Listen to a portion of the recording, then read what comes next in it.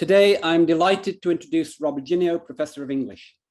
Before Rob came to Alfred, I secretly prided myself on being the #1 expert on Bob Dylan at Alfred, possibly even in the entire county. But once I got talking to Rob, it soon became obvious that I was a mere amateur, a mere dabbler in Dylanology. The title of Rob's talk is Bob Dylan's Outlaw Ballads. Take it away, Rob. Thank you, Emrys. Can you hear me? Yes. Excellent. Okay, I'm going to share my screen here. I'm going to begin. The title of my talk, as Emrys has identified it, is Bob Dylan Before the Law. It is a consideration of the outlaw ballad John Wesley Harding, the title track of Dylan's 1967 album John Wesley Harding, the first line of which is John Wesley Harding. I will talk about that triple kind of framing of the ballad later on. What I'm presenting today are bits and fragments, hopefully they coalesce, that are part of a larger book project of mine entitled Bob Dylan Outside the Law, The Poetics of John Wesley Harding, the album. So where we're going to begin is with an overview of what I will be talking about. First of all, I'm going to be talking about living outside the law, not the phenomenon of living outside the law, what outlaws do and how they survive, but rather Bob Dylan's sloganeering in 1966 about living outside the law. It's a very famous quotable quote of Dylan's, that is along the lines of, "He not busy born is busy dying.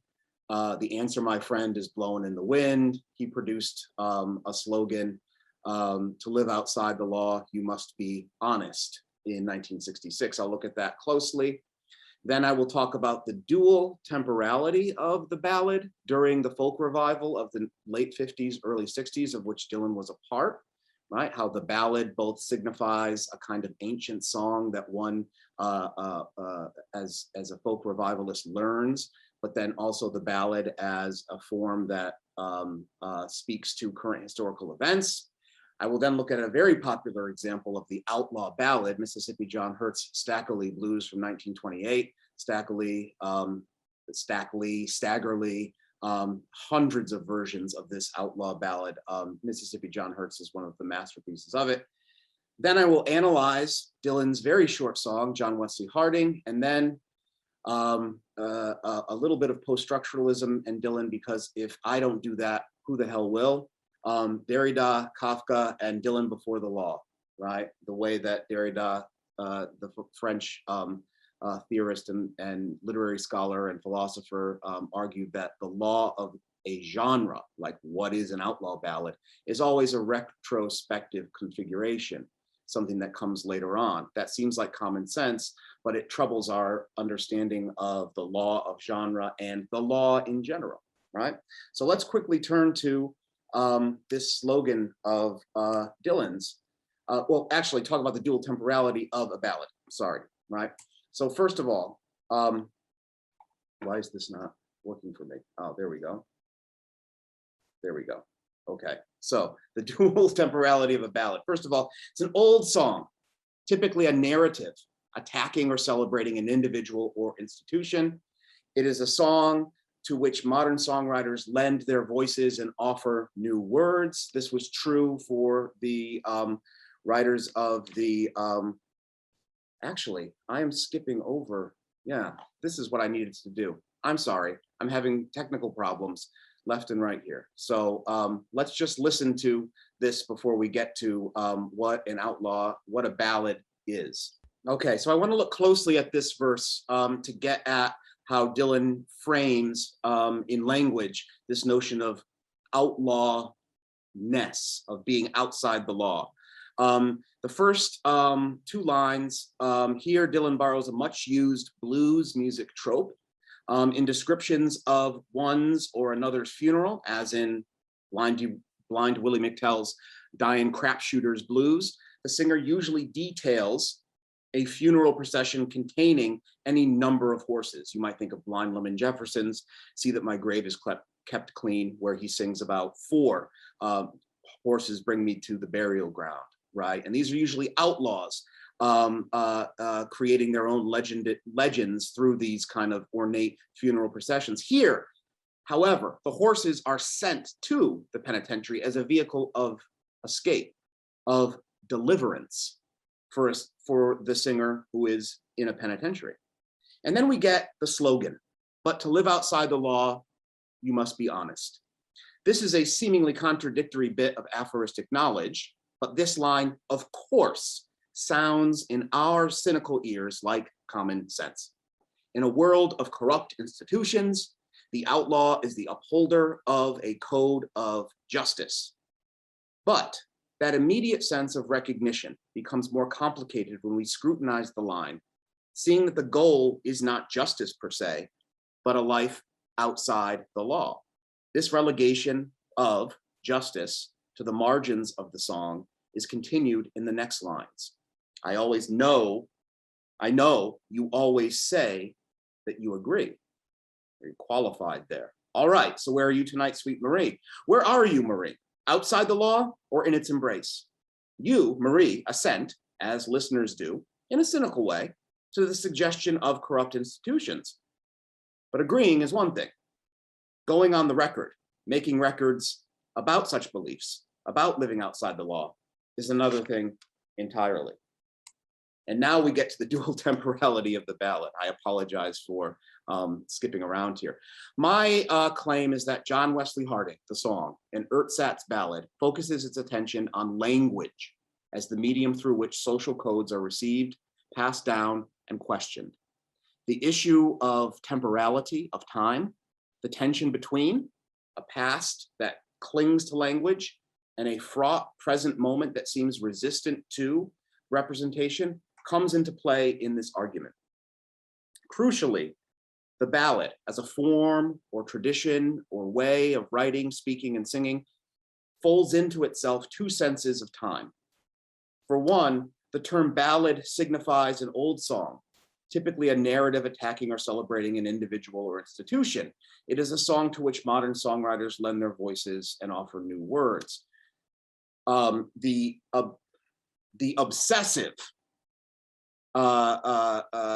one could say pathological tracing of the original sources of folk ballads in the work of Francis Child expresses an ideological presupposition of the folk, and inevitably the hierarchical social structures through which an obsession with folk, the folk, and their purity finds material form.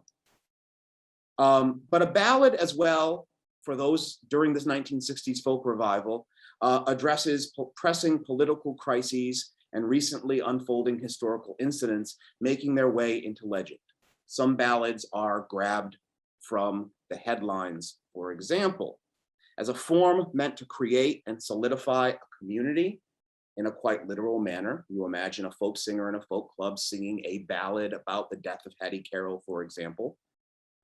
Through history telling, the ballad relegates the songwriter to the category of witness. And as such, the song the balladeer sings testifies to events. But when taken up by a shrewd artist whose concern is both those senses of time, the time of legend and the current historical moment, one gets masterpieces such as Mississippi John Hurt's Stackley Blues. So we'll listen to 3 verses from that particular song, and I will talk about each as quickly as possible. Okay, in this first verse, Staggerly, he's an actual historical figure. He was an African-American racketeer and pimp that lived in East St. Louis, and he helped line the pockets of the corrupt white politicians that ran the city of St. Louis in an old school political machine-like fashion. So the opening question that he asks is not a question that's one that comes from a place of bafflement. It's deeply knowing. right? You can arrest everybody. And that everybody in this song, especially for Black listeners, means white police officers can do what they want outside the law to any Black person that they please without pretense. How can it be, police officer, that you haven't arrested Staggerly, who is a well-known racketeer and pimp? The question is rhetorical. The answer is obvious. It's because he lines the pockets of the white politicians, right? And of course, that bad man, cruel Staggerly, right? Bad at that time also meant a badass, right? Someone to look up to, who lives unrepentantly outside of the law, right? Okay, and so in this verse, what we hear is the source of the legend, right? Where Staggerly kills a fellow African-American bar owner, Billy Lyons, and presumably for stealing his Stetson hat. Obviously, the Stetson hat is an overdetermined symbol for Stackley's power, his sense of dignity. You can see for African Americans, this being a particularly potent, powerful legend, right? The egregious murder, right? You steal my hat, I shoot you down, amplifies the sense of personal dignity that Stackley has, that's denied most African Americans in East St. Louis. Okay, this verse suggests that the legendary killing will be his renown. His head up high suggests he will die with dignity, while leaving the gentlemen of the jury to write their histories. And this is important to note as we look at Dylan's own comments on this outlaw ballad. Dylan recorded Frank Hutchinson's version of Staggerly on his 1993 album World Gone Wrong. And in the liner notes, Dylan was uncharacteristically forthcoming about what he thinks these songs mean. What does the song say exactly? It says, no man gains immortality through public acclaim. Truth is shadowy. The song says that a man's hat is his crown. And I want to focus on those highlighted passages. You can read the rest if you'd like. In the shadows, in between the lines of the documents of law, in between the lines of the precedent or legal decision that the gentlemen of the jury will write, in between the lines of the documents of civilization is where legends are recited and recirculated. Public acclaim, the assent of the majority, is the product of the well-crafted narratives of judge and juries. The explicit violence and implied systemic violence in this outlaw ballad makes the truth shadowy. The truth is not obviated, it's not erased, but it must be found outside the law. And someone who lived his life most definitively outside the law was the actual historical figure, John Wesley Hardin. Dylan adds the G. He committed 10 murders from 1868 to 1894. They were in Texas, Kansas, New Mexico, Florida. Truly a bad man, and not badass in the sense of Staggerly being this example of African-American dignity and self-assertion in a white supremacist system. Rather, he's just bad, right? John Wesley Harding, the album itself, after 3 mid-1960s albums of rock and roll music, we heard a little bit of that in that song, Absolutely Sweet Marie, right? This album was seen by many fans and music journalists as a return to Dylan's folk music roots. The songs on John Wesley Harding recognize, in a startling way, however, that any return to is a tracing of a path towards something that never really existed in the first place. What was once a source is now overwritten by all of these retracings of return. To return to the page, to a site, to a mode or a genre of music, destabilizes and thereby opens a space for a reinscription. Dylan essentially uses a subversive attitude toward songwriting adapted from his study of the blues to deconstruct the folk song sources to which this album supposedly returns. This album which is often elided or ignored in Dylan studies in depth, is always referred to as a song series that returns to Dylan's folk origins. Bob Dylan's no doubt apocryphal quip that only the Hank Williams songbook and the King James Bible were by his side as he composed these songs underscores Bob Dylan's own invention of the album as a return to key sources or key generic forms. But this framework reduces what is in fact a powerfully dramatic staging and thoroughgoing critique of a singer's confrontations with the doubled nature of language. For the time being, I will define this doubled nature through a composite term or concept, recitation or recitation. To cite. To cite is to assent to the contingent textuality of the language one uses. In other words, you're never using your own language. You're always borrowing, you're always citing. The language that you use was there before you were born. It will be there long after you die. So we're always citing to a certain extent. To cite a text specifically, like in a literary allusion, often positions the present text in a primary relation to the text being cited. By citing an antecedent text, often to solidify a text's place within a tradition, however, one thereby essentially questions the notion of primacy, of the origin, of the original, since all citations are essentially recitations. To recite is to speak a memorized text, or we could say to cover a song, to produce a cover version. To recite in this way, however, places the current text or speaker in a secondary relation to the text being recited. For example, a cover version of a song for certain can be a reinterpretation by a singer, but the text, the language, supplants the presence of the speaker. And yet, embedded in the etymology of the word version is the Latin root meaning to turn or to translate. Think of recto and verso. We can ask then, who sings in a cover song? Is it the original composition coming through the singer, or is the singer appropriating that song? Therefore, we come to this composite word or concept, recitation. No, not there. There. Recitation or recitation therefore implies ambivalent temporality. As we shall see in the song John Wesley Harding, this ambivalence is not a simple ambiguity.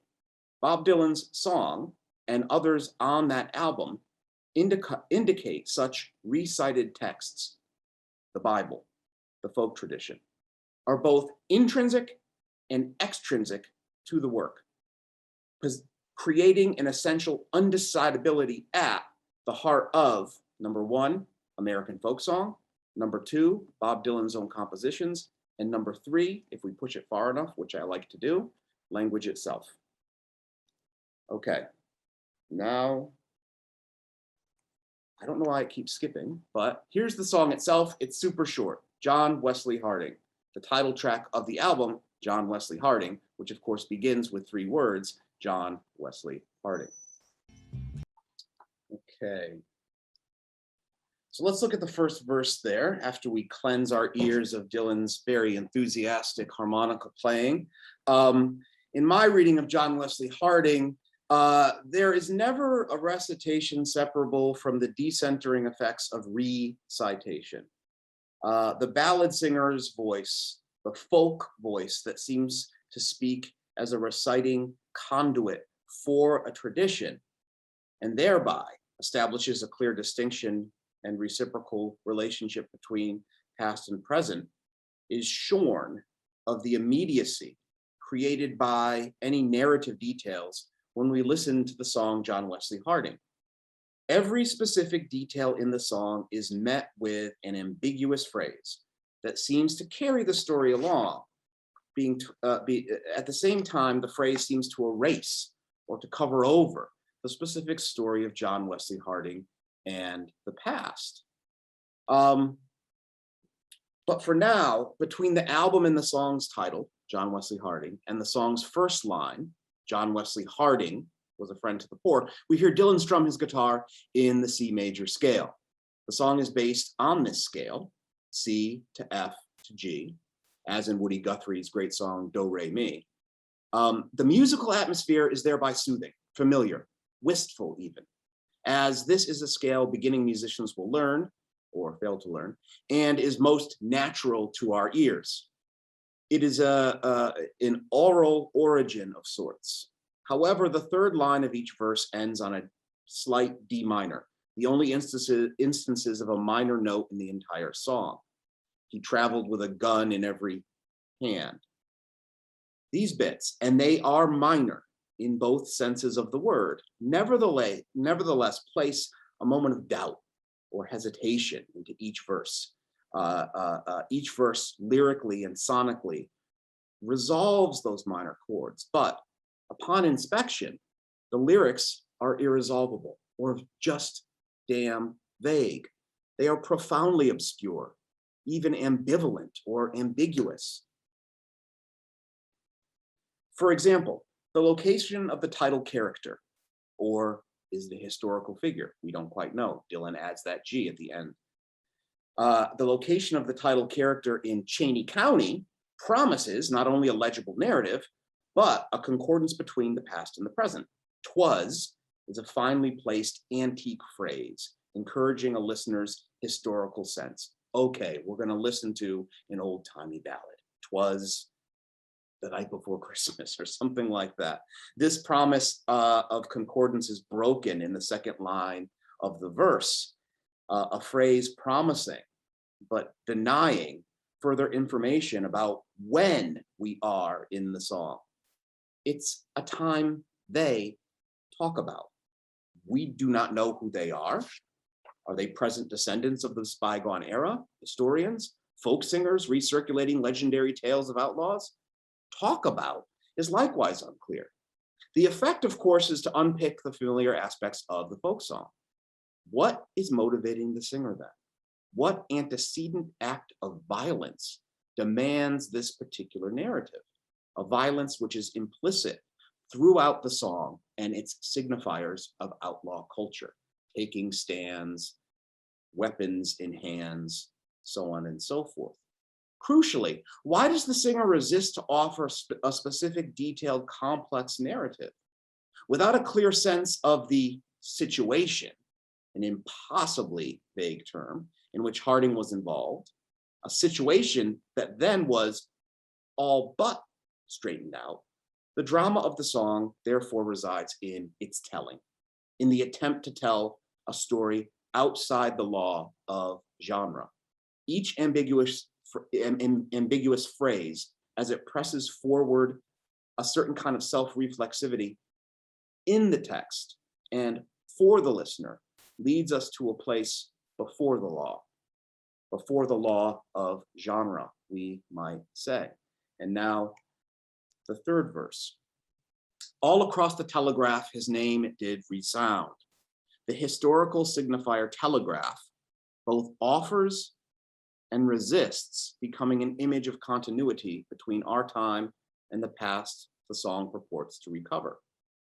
To resound or resound, of course, suggests the same circulation and recirculation of meaning that occurs in the space of the song's performance, a circulation that is set into agitated motion by the occlusions or obscurities at the heart of the tale. The line ending with that brief minor note, "but no charge held against him," places in opposition the very explicit language of the law, charge, and the title outlaw. The following line, resolving itself back into the C major scale, unravels any legible script in three bare words. Could they prove? In John Wesley Harding, the song, the verb prove in its ambiguity gives way, for me, to the noun proof, specifically as in proof sheets, scripts, written records, some form of inscription in the law, some charge that was proved and thus recorded for posterity, some that would underwrite our wandering through this denuded landscape of the song. It is thus to the opening line, to the one fact we know about John Wesley Harding, his name, that we turn to understand how the song places us before the law. The repetition of the thrice named figure, title of the album, John Wesley Harding, title of the song, John Wesley Harding, first line of the song, John Wesley Harding, does not underscore a clear reference, but works the name into three different registers: as a name, as a title, and as a part of the text's first line. If the song enacts the undecidability between a recitation and a recitation, then I believe Jacques Derrida's analysis of Franz Kafka's text Before the Law pertains.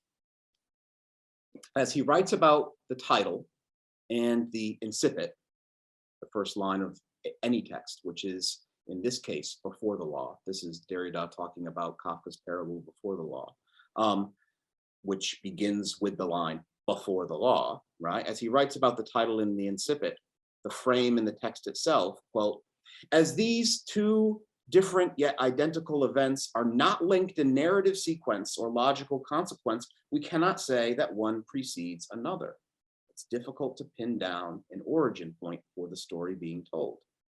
The inability to establish precedents, to distinguish clearly once and for all the recitation from the citation, the past from the present, the event of utterance from the event of listening and reading, signals that any law is the product of this dual configuration and is not some original predicate promising the discernment of the law.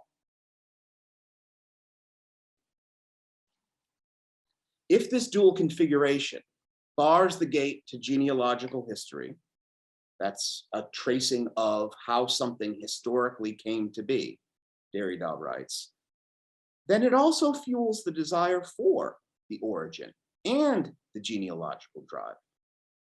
Derrida does not in any sense nullify the genealogical desire, the desire to uncover and articulate historical origins that fuels deciphering, but rather he argues that such deciphering is a process of infinite deferral. You'll never get to that origin point, and yet your deciphering, the genealogical drive is always there. In this sense, the drama, if you will, of John Wesley Harding, the song lies in the singer of the erstwhile outlaw ballad, subjecting the title character in the history which accrues to him to the law. Such subjugation fails to establish the primacy of the law. The song, John Wesley Harding, is related to the events of 1967, but remains irreducible to that historical context, just as the historical events alluded to on the album are irreducible to mere footnotes or references on the album. If this is so, then simply tracking down the sources from which Dylan pilfers, plagiarizes, borrows, steals, or to which he alludes, refers, points, cites, and recites does not do justice to the text's interrogation of the processes of historical excavation or recovery. The summer of 1967 was called, in an overdetermined contrast, both the summer of love and the long hot summer. The issue of naming a sequence of historical contingencies, enfolding them within some sort of narrative, either redemptive, summer of love, or of inevitable conflict, the long hot summer, is at the very heart of the album John Wesley Harding. The issue of naming, of titling, or delineating genre and generic expectations leads to the possibility that in the song John Wesley Harding, we can see Dylan actively engaged in teasing apart the nevertheless interrelated gestures of naming that gestures to an essence, this guy, John Wesley Harding, and narrating the excessive enactment of a supposedly established history. The quasi-parable Before the Law by Kafka and the condensed and the obscure convoluted outlaw ballad John Wesley Harding, concern themselves, therefore, with reading rather than revelation. Am I going over time here?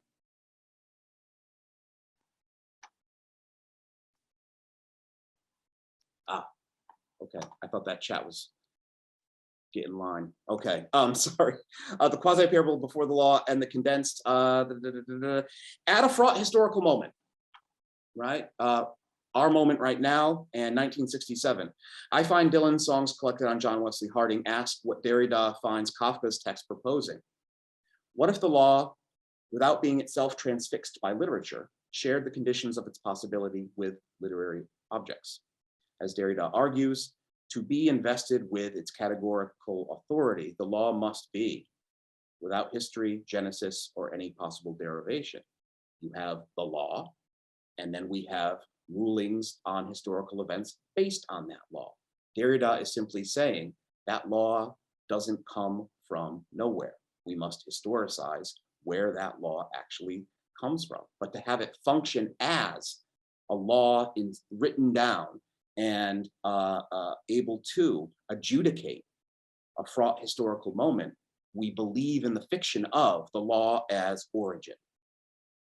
In other words, to function as an origin, that construct necessary to inaugurate any act of reading, the law needs to be exemplified through narratives which can only imply, and yet are integral to, the establishment of a sense of the presence of a self-identical law, essence, or origin.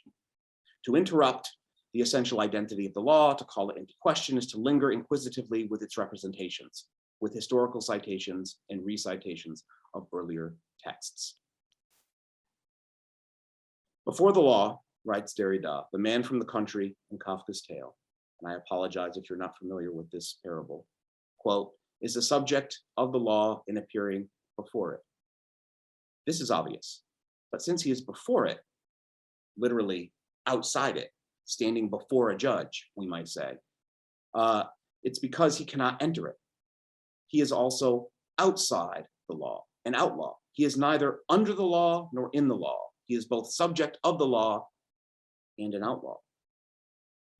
To write or sing of the law is to delay access to it, is to suspend its determination to control the future through a comprehensive mastery or reduction of the historical past.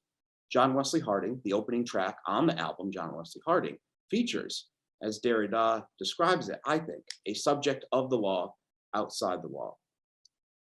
By delaying or interrupting the genres activated on the album, Dylan interrupts the establishment of any one law or way of reading.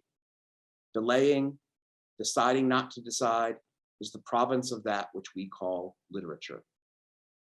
That utterance, literature, that questions the questions. Who is John Wesley Harding? What is this genre? What is literature? What is the law? Thank you.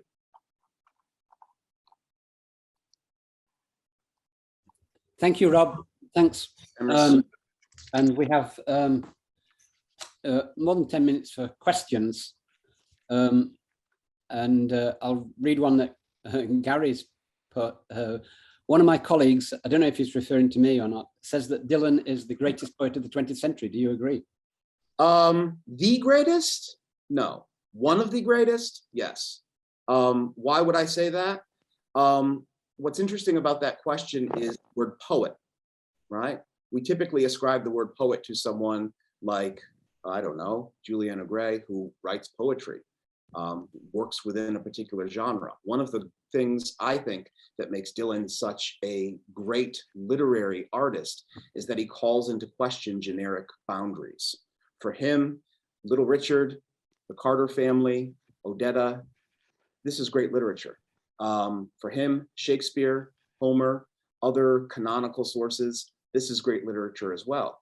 His brilliance was in a pressurized historical moment to create rather timeless pieces of art in the sense that they speak to fraught historical moments. And in those fraught historical moments, the narratives of how we think history is supposed to unfold are kind of collapsing around us.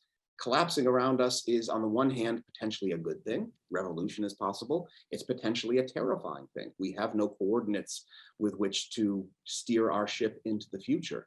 What Dylan does in his work, I think, is blends folk, blues, all manner of what would be considered low culture with high culture, T.S. Eliot, Ezra Pound, so on and so forth. Not in a way to simply relativize these to different spheres of culture, but to offer up a space where emerging historical narratives can appear. In that sense, Dylan is very much like W.B. Yeats. Yeats is a poet who was greatly influenced by popular ballads, popular mythology. At the same time, he was interested in the convolutions of modernist experimentation. And of course, Yeats' poems speak to us today, not because we're living through an era of the Russian Revolution or the Irish national uprising, but because we're living through a fraught historical moment where things are kind of falling apart, as Achebe's borrowing from Yeats exemplifies. In the interest of a kind of a dialogue, I'd like to ask the same question to Emrys. I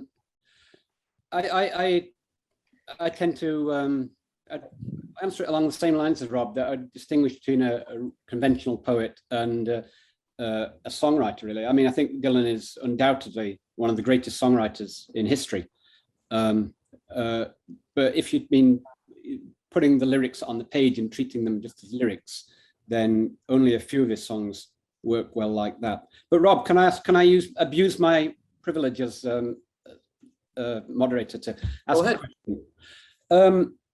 On the John Wesley Harding album, you have a song about an immigrant, you have a song about drifters, you have a song about a lonesome hobo, a song about a tenant talking to his landlord, a song about a messenger. And I wondered if you could say anything about whether you've got anything to say about how John Wesley Harding, the outlaw, relates to the immigrant, the tenant, the drifter, the lonesome hobo, and the messenger, and all those other characters that populate the album. Absolutely. That's a really fabulous point. I mean, that's one of the reasons why this particular theme of being before the law or outside the law, I think is pertinent most definitely to this particular album. All of these figures are outlaws in one way or another, right? All of these figures are not outlaws in the sense of gun-toting John Wesley Harding type characters, but they are outlaws in the sense that they live in the margins of society. And I think one of the things that Dylan does in this particular song sequence is to write about the origin of the music he is writing in from the margins. And of course, there's always been this margin and center relationship between the folk music as being that which is not codified, which is kind of passed down from generation to generation orally, is not part of the canon. And so there's always that sort of tension, but I think that tension plays out wonderfully when he selects characters that are examining or are subjected to the power at the center from the margins. But of course, the stories that they're always telling to those judges, other figures in the songs is that the center cannot hold, or the center is not holding. That and so you get the drifter's escape, where the judge casts his robe aside and a tear comes to his eye, right? And the judge himself in that song, I think, actively hears what the drifter is kind of saying to the community, that your communal ostracizing of me is a symptom of a larger societal collapse. And that's why I find the album is so resonant and so historically pertinent to what was going on in America in 1967. The mass marketed Summer of Love, and then of course what we know about the race riots that occurred throughout the summer of 1967, where for African Americans 1967 was not the summer of love, it was the summer of the long hot summer. And so I think that Dylan is kind of on the side of this being the long hot summer, right? Okay. I won't abuse my prerogative again immediately because there's a question in the chat asking what are your top 5 favorite songs by Bob Dylan? That's incredibly hard to answer. It changes day by day. He keeps releasing new music, so that frustrates it, right? I mean, we typically hear this story that if he had only died on that motorcycle in 1966, he would have been a perfectly comprehensible, legendary figure. But of course, he continues to write. So everything from Shelter from the Storm to Crossing the Rubicon from his latest album, to The Lonesome Death of Hattie Carroll, With God on Our Side, and now I'm running out of fingers to list my favorites. I would also then a deep cut I would suggest is Joker Man, which is a really interesting meditation upon Christianity, religion in general, and Dylan's own persona as this constantly evolving, changing artist. One of the problems with that question for me, as a rank amateur Dylanologist, is that eventually you get to know the song so well that you can't, a song like Mr. Tambourine Man, which is absolutely brilliant, but you get it to know so well that you can't distance yourself from it anymore. Yeah. Well, following up on what you said, Rob, Dylan earlier, a little bit earlier than John Howden, he said, or perhaps in a later interview, he once said, all those songs where I'm saying you, I came to realize that in some ways they were about me. And as you were going over the song John Wesley Harding and that trope of he was never known to do this, he was always known to do the other. And so you got this, well, do we actually know anything about this guy? And then can the same thing be said about the album John Wesley Harding? All these characters we were talking, the drifter and the hobo and all that. Is Bob Dylan one of those? I would say no, not in this particular album. I do think in John Wesley Harding, you're onto something there in that, in fact, there is a famous, famous in the circle of pathological obsessives like myself, there's a famous Dylan fan magazine called The Telegraph, which is telegraphing its reference to this particular song. All along the telegraph, his name it did resound, right? So one can read the song John Wesley Harding as Dylan post Electric Dylan, who betrayed the folk music revival, right? Kind of being this outlaw to the genres that are supposedly pure and have real cultural and social work to do.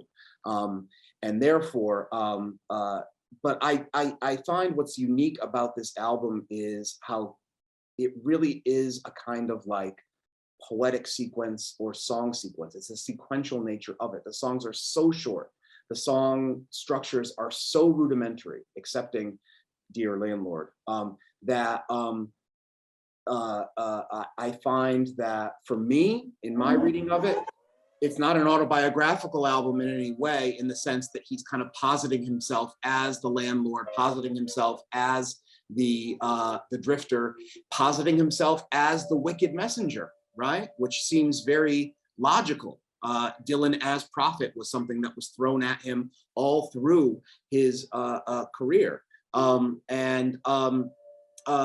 I think for me, biographical criticism about Dylan is very, very limited in what it can tell us about what the songs do.